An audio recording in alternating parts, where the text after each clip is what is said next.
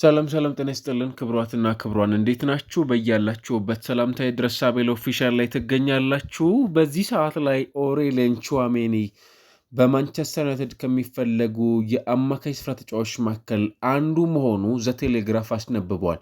ምናልባት በአውሮፓ እጅግ በጣም ተአማኒ ከሚባሉ ሚዲያዎች መካከል በትልቁ የሚነሳው ዘቴሌግራፍ ማንቸስተር ዩናይትድ በሚቀጥለው የውድድር ዓመት ሊያስፈርማቸው ይፈልጋቸዋል ብለው ከሚያነሳቸው ሁለት የአማካይ ስፍራ ተጫዋቾች መካከል እንደ አንዱ አድርጎ አስነብበዋል። ኦሬሊያን ቹዋሜኒ ቀጣዩ የማንቸስተር ዩናይትድ ተጫዋች የመሆን እድል ይኖረዋል የሚለው ጉዳይ ደግሞ በእጅጉ በጉጉት ከሚጠበቁ የዚህ ውድድር ዓመት ምርጡ ፈራሚ የመሆን እድል ሊኖራቸው ይችላልም ጭምር ተብለው ከሚጠበቁ ተጫዋቾች መካከል የመሆን እድልን ይሰጠዋል። ይሄ ማለት ማንቸስተር ዩናይትድ የዚህን ተጫዋች ዝውውር ማጠናቀቅ የሚችል ከሆነ ነው። ታዲያ ለዚህ መነሻ ጄምስ ዱከር በተመሳሳይ በዚህ ጽሁፉ ላይ በጣም በርካታ ሀሳቦችን ያነሳል። ለምሳሌ አንዱ እንደ ትልቁ የሚነሳው ማንቸስተር በዝውውሮቹ ሂደት ላይ የካዝሜሮን ተተኪ ወደ ክለቡ ማምጣት ከሚፈልጋቸው የስድስት ቁጥር ስፍራ ተጫዋቾች መካከል በሾርት ሊስት ውስጥ የያዘው ተጫዋች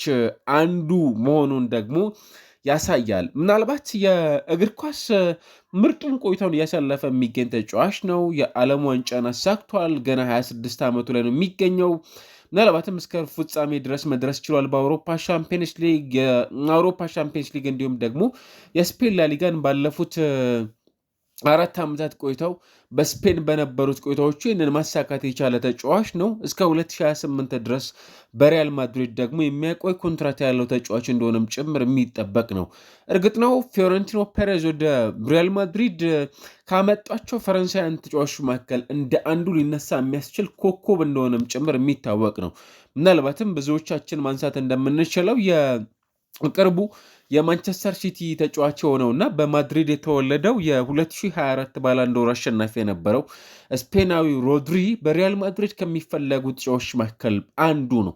ፊዮሬንቲኖ ፔሬዝ የዚህ ተጫዋች ማረፊያ ሊሆኑ ይችላሉ የሚሉ መረጃዎች በመውጣት ላይ ይገኛሉ። እንዲሁም በቅርቡ ከፔፕ ጓርዲዮላ ጋርም ጭምር ጸብ ውስጥ ገብተውበታል ተብሎ የሚነሳው ተጫዋቹ ወደ ሪያል ማድሪድ ማቅናት እንደሚፈልግ ፍንጮችን ሰጥተው እንደነበረም ጭምር ይታወቃል። ማድሪድ የዓለማችን በጣም ትልቁ ክለብ ነው። የማድሪድን ጥያቄዎች ተጫዋቾች እምቢ ለማለት እንደሚቸገሩም ጭምር እና ደግሞ ይህ እንደመሆኑ መጠን በውድድር ዓመቱ መጨረሻ ላይ ከማንቸስተር ሲቲ ኮንትራት ነፃ እንደሚሆንም ጭምር የሚጠበቅ ነው። በእርግጥ እስካሁን ድረስ አዲስ ኮንትራት ቢቀርቡለትም ተጫዋቹ ያንን ለመፈረም ደግሞ እስካሁን ምንም አይነት ነገር የለም። 29 ዓመቱ ላይ ነው የሚገኘው። ይህ እንደመሆኑ መጠን ምንም እንኳን ኦሬሊያን ቹዋሜኒ እንዲሁ ደግሞ በቼልሲ የሚገኘው ሌላው ኤንዞ ፈርናንዴስ የሪያል ማድሪድ ቀጣይ ዓመታት የአማካይ ቦታን የሚረከቡ ተጫዋቾች ይሆናሉ ተብለውም ጭምር ይጠበቃሉ። በዚህ ምክንያት ከስፔን እየወጡ ያሉ ሪፖርቶች እንደሚያመላክቱት ሪያል ማድሪድ ከየትኛውም የአውሮፓ ክለብ ለፈረንሳይ የአማካይ ስራ ተጫዋች ኤድዋርዶ ካማቪንጋ በተመሳሳይ ለኦሬሊያን ቹዋሜኒ የሚቀርበላቸውን ጥያቄዎች ለመስማት ዝግጁ መሆናቸውም ጭምር ደግሞ የሚገልጹ ሪፖርቶችንም በመመልከት ላይ እንገኛለን።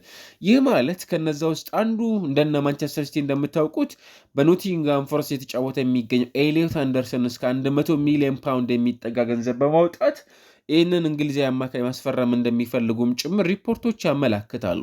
ማንቸስተር ዩናይትድ ደግሞ በአንጻራዊነት ከአንደርሰን ባሻገር ሌላ ወደ ክለቡ እንዲመጡም ጭምር ከሚፈልጋቸው ተጫዋቾች መካከል ደግሞ ስለመሆኑ የሚነሳለት ይሄኛው ተጫዋች እንደሆነም ጭምር በዚህ ሰዓት ላይ እየወጡ ያሉ መረጃዎች እንደተመለከተን ነው። ምናልባት ማኑኤል ኡጋርቴ ያለ ወደ 50.50 ሚሊዮን ፓውንድ ከፓሪስ ሰን ዠርመን በ2024 ካስፈረሙት በኋላ በጣም ፍጹም ዲክላይን እያደረጉ ከሚገኙ ተጫዋቾች መካከል አንዱ ነው። በዩናይትድ 3ኛ ዓመቱን እያሳለፈ እንኳን ቢሆን ተጫዋቹ ምንም አይነት የረባ እንቅስቃሴን እያስመለከተን እንደማይገኝም ጭምር እየተመለከትናቸው ከሚገኙ ተጫዋቾች መካከል አንዱ ነው። እንደምታውቁት ማንቸስተር ዩናይትድ በክለቡ ታሪክ ለፖል ፖግባ 89 ሚሊዮን ፓውንድ ካወጣ በኋላ ለአማካይ ስፍራ ተጫዋችም ሆነ በክለቡ ውስጥ ለሚገኙ ተጫዋቾች ከዚህ የተሻሻለ ለክብረ ወሰን የሚጠጉ ገንዘቦችን ያወጣባቸው ተጫዋቾች እንደሌሉ ይታወቃሉ። ነገር ግን አሁን ላይ እንደነ ሳንድሮ ቶናሊ ከኒውካስል ዩናይትድ ክለቡ እንደሚፈልግ ባለፉት ጊዜያቶች ሲወጣ ይታወቃል። ካርሎስ ባሌባ ሌላው በማንቸስተር ዩናይትድ ስም ዝርዝሮች ውስጥ ከሚገኝ ተጫዋች መሆኑንም ጭምር ደግሞ በተደጋጋሚ የተመለከትናቸው ከሚገኙ የዝውውር ርዕሰ ጉዳዮች መካከል በቀዳሚነት የሚነሳ ዝርዝር ዜናዎች መሆናቸውንም ጭምር ደግሞ በተደጋጋሚ ስንመለከት እንደነበር የምናስታውሰው ነው። ይህ እንደመሆኑ መጠን ክለቡ በትክክል ሁለት የአማካይ ስፍራ ተጫዋቾችን በውድድር ዓመቱ መጀመሪያ ላይ ወደ ክለቡ ማምጣት እንደሚፈልግም ጭምር በተደጋጋሚ ነው የሚነሳው። የአውሮፓ ሻምፒየንስ ሊግ ተሳትፎ እንዳለው ጭምር ክለቡ የሚታወቅ ጉዳይ ነው።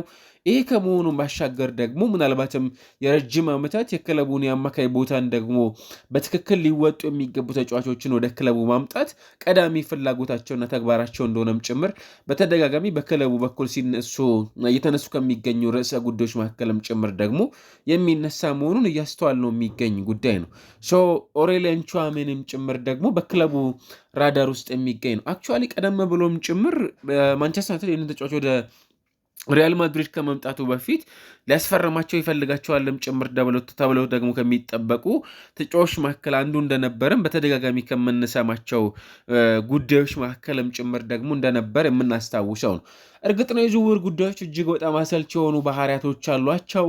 ይህ በመሆኑ ደግሞ የተጫዋቾችን ቆይታን በተመለከተ በምንም አይነት መልኩ መወሰን የማይቻልባቸው አማራጮች እጅግ በጣም ሰፊ መሆናቸውንም ደግሞ የምናስታውሰው ጉዳይ ነው። ይሄ እንደመሆኑ ሪያል ማድሪድስ ይህንን ኮከቡን በአጭር ጊዜ ሊያጣ የሚችልበት እድል ሊኖር ይችላሉ የሚለው ጉዳይም ደግሞ የሚጠበቅባቸው እንደሆንም ጭምር ከምናስታውላቸው ተጫዋቾች መካከል ምናልባትም ከእንግሊዝ ቆይታው ባሻገር ከፈረንሳይ ቆይታው ባሻገር ወደ እንግሊዝ የመምጣት እድልም ጭምር ደግሞ በትልቁ ይኖራቸዋል ተብሎ ከሚጠበቁ ተጫዋቾችም የመሆን እድሉን ያሰፋለት የሚመስል አይነት ርዕሰ ዜናዎችም ጭምር ደግሞ የተመለከተን ነው። ይልቁኑ የዚህ ቴሌግራፍን መረጃን በማስታካክ በተለይም ከዛው ከፈረንሳይ የሚገኙ ጸሐፊያን ይህንን ጉዳይ በማጋራት ላይ የሚገኙበትን ሂደት እያስተዋልን እንገኛለን።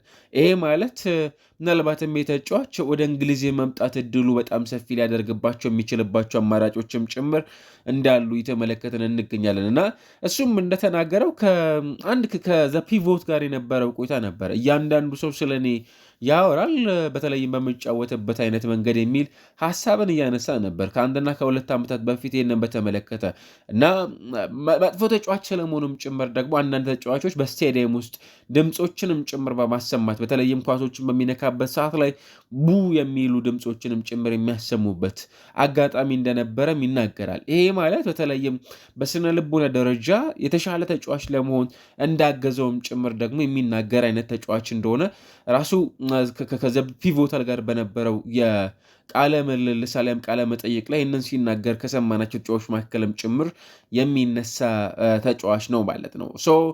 አሁን ከዛ የተሻሻለውን ተጫዋች ልናይ እንችላለን በሚቀጥሉት ቆይታዎች የሚሉት ጉዳዮች ደግሞ የሚነሱበት ነው። ብዙዎች ስለ ፓሲንግ አኪዩሬሲ ከዚያ ባሻገር ምናልባትም ደግሞ ስለ ፎርዋርድ ፓሶች፣ ኢንተርሰፕሽን፣ ወርክ ሬት፣ ዲፌንሲቭ ኮንትሪቢሽን ስለ እነዚህ ጉዳዮች በተለይም በእነዚህ ሁለት ተጫዋቾች በኩል ደግሞ በማንሳት ላይ ይገኛሉ።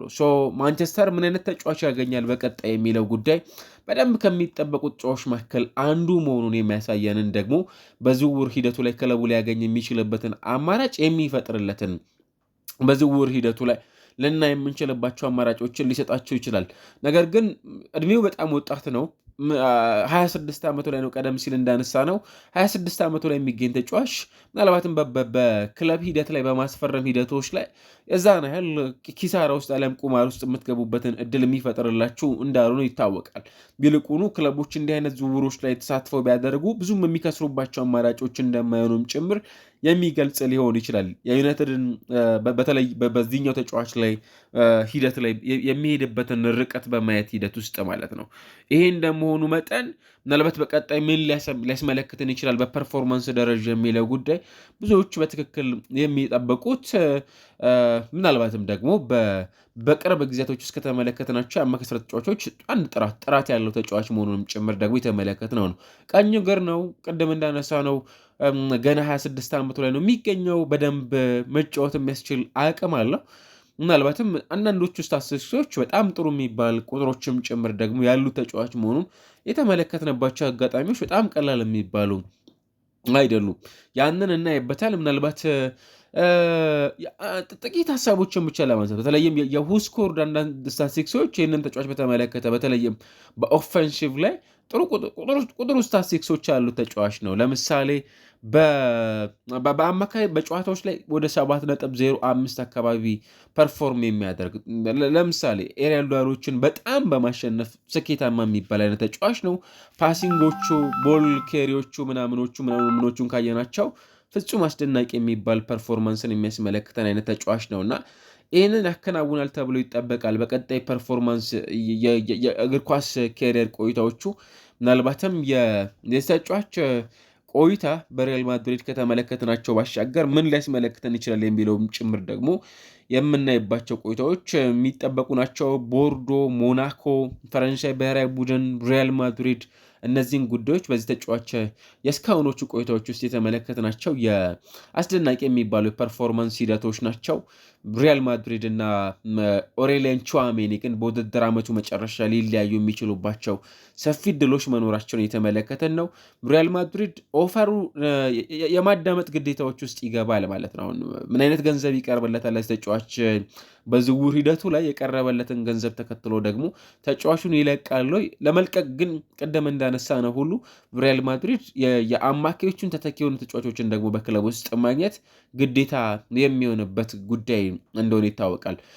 በጣም ቀላል አይደለም። በነገራችን ላይ ለምሳሌ ኦሬሊያን ቹዋሜኒን ለማግኘት ከዚህ ቀደም የሪያል ሊቨርፑሎች ይህንን ተጫዋች ሲፈልጉት የነበረ ክለብ እንደነበር ይታወቃል እና በእነዚህ ቆይታዎች ውስጥ ሁሉ የተመለከትነው ምርጡ የተከላካይ አማካይ ሊሆን ይችላል። እንደነ ቶኒ ክሩስ፣ ሉካ ሞድሪች ከዛ ባሻገር ራሱ ካዝሜሮ በሪያል ማድሪድ መለያ ከተመለከትናቸው በኋላ ያንን ቦታ ለመተካት ወደ ሳንቲያጎ ቤርናቢዮ ካቀኑ ተጫዋቾች መካከል እንደ አንዱ የሚነሳ ነው ማለት ይቻላል እና ኦሬሊያን ቹዋሜኒ ቀጣይ በማንቸስተር ዩናይትድ የማየት እድል ሊኖረን ይችላል። ማንቸስተር በዝርዝሮች ውስጥ ሊያስፈርማቸው ይፈልጋሉ ብለው ከሚያነሳቸው የተከላካይ አማካይ ስፍራ ተጫዋቾች መካከል እንደ አንዱ የሚነሳ ነው ማለት ነው። በሪያል ማድሪድ ወደ 4077 ደቂቃዎችን በድምሩ ማለት ነው መጫወት የቻለ ተጫዋች ነው።